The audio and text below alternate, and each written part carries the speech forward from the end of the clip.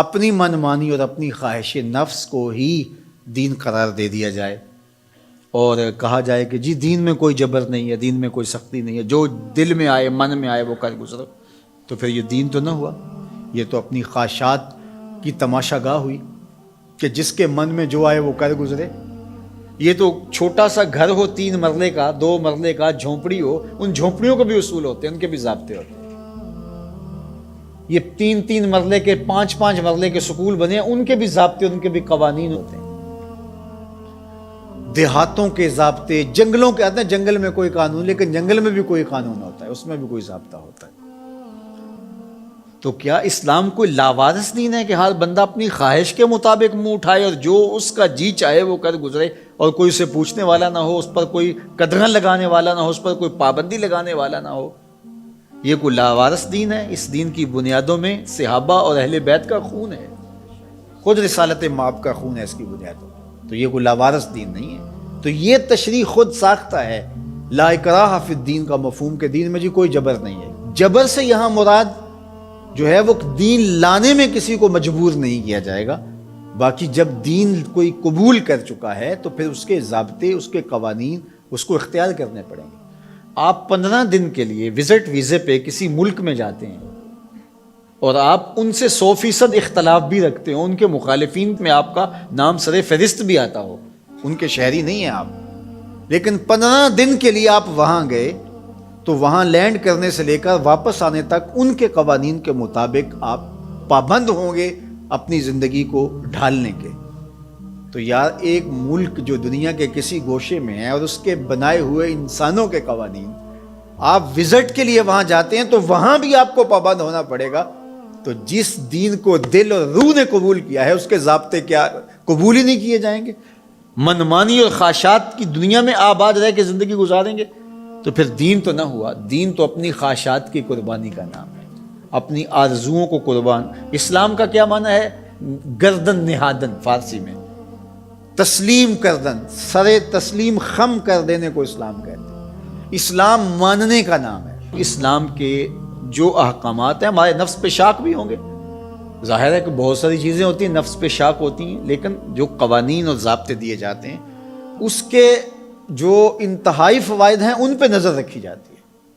آپ بچے چھوڑنے جا رہے ہیں اسکول میں اور آپ نے دفتر فیکٹری کہیں پہنچنا بھی ہے تو وہاں آپ کو 60 سیکنڈ کے لیے اشارے پہ رکنا پڑا تو آپ بڑے بے چین ہیں کہ پہلے ہی تاخیر ہو گئی، اب واپس میں نے آنا بھی ہے اور فیکٹری بھی جانا ہے اور بچے کو بھی اسکول پہ وقت چھوڑنا ہے اور مجھے یہاں 1 منٹ تک رکنا پڑے گا، لیکن آپ کو رکنا پڑے گا، آپ پابند ہیں رکنے کے۔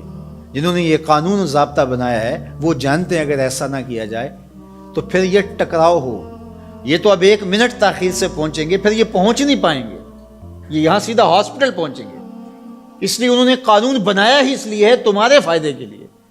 تو شاک تو ہے نفس کے اوپر، لیکن تمہاری زندگی کی حفاظت کا ضامن ہے یہ قانون۔ تو اسلام کے قوانین اگر سخت بھی تمہیں دکھائی دیں لیکن تمہاری دنیا کی بہتری اور آخرت کی بہتری کے ضامن ہے اسلام کے قوانین اور ضابطے۔ تو ان کے مطابق اپنے آپ کو ڈھال لینا ہی سربلندی اور سرفرازی ہے، اور جو اپنے آپ کو اس کے مطابق نہیں ڈھالتے تو وہ کبھی بھی اسلام کے ثمرات اور اسلام کے فیض و برکات سے کبھی بھی مالا مال نہیں ہو سکتے۔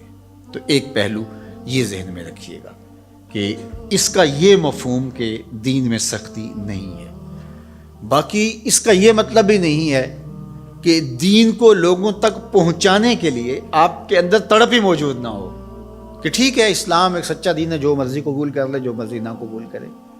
یہ اختیار ضرور دیا گیا ہے، لیکن میری اور آپ کی یہ انتہائی کوشش ہونی چاہیے کہ جس سے ہم محبت کرتے ہیں اس کی ہدایت کے لیے کوشاں ہوں اور اس کو خوبصورت دلائل کے ذریعے سے دین کی طرف راغب کریں، اور یہ پیغمبروں کی زندگی تھی۔